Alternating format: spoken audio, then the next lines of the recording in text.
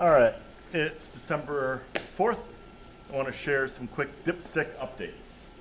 So, um, in the last couple weeks since the last update, a lot of the tweaks have been getting a nice, repeatable design.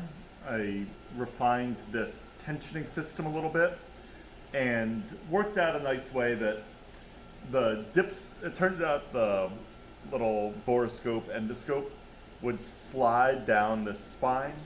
So what I found was they have some threading on the outside of them.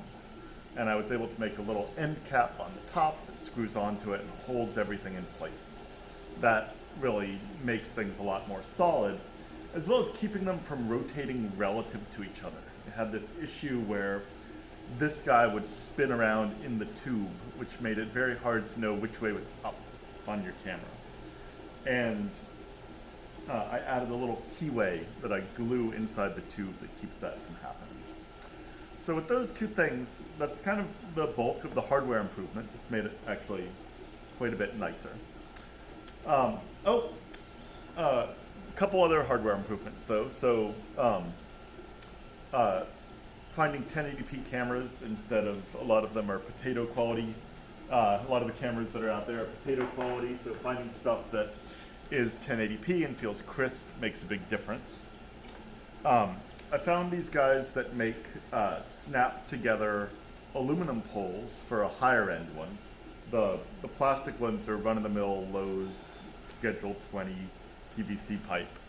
And I found a Chinese factory that makes these kind of like push and snap together systems that it turns out are very similar to the current system. So I don't have to change very much at all to adapt to those. And I think that feels a lot more solid and is actually also quite a bit more lightweight, which is nice. So there might be a premium product there. Making a pre-assembled one, which is metal and anodized and kind of nice, as opposed to a build-it-yourself PVC flavor. And then the other big idea that Katachi and I realized is there's something really nice about a small one, especially for kids. Like a 10-foot PVC pipe is really unwieldy for anybody. And thinking about like, if a kid is into this, what are the first things they want to look at? And you don't have to go far. So, poking into a fish tank is actually like the most interesting thing you can do as soon as you get this. Looking into tide pools, looking into things that are just at your feet, just on the other side of the water, are really interesting. For adults, length makes a difference. You might want to like look over the side of the boat at a fish coming up, or to see what you ran into with, like in the bottom of your boat, or whatever it is that you're looking at. As well as some ambition and some ability to go further. But I think making a physically small version and a large one are a big deal. So finding sources for all of these, I've done Amazon and AliExpress, and this last couple weeks have been finding the actual factories that make those things and finding volume sourcing for them. So I feel like I have a pretty good number now on what it takes to produce it.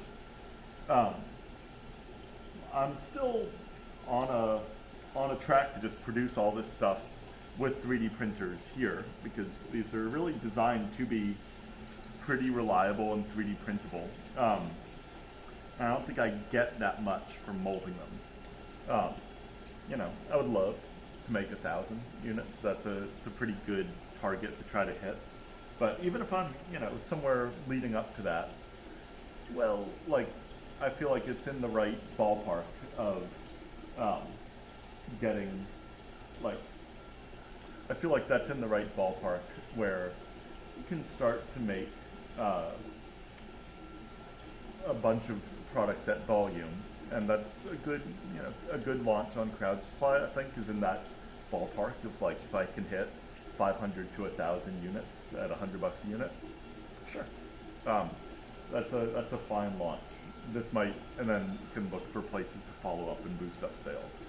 But those feel like achievable numbers, and so I'm looking for, how to push that a little bit further. So that's the update. Stuff is looking good. Gearing up hopefully for a launch in a couple weeks. So we'll see where that goes. But that's coming up next.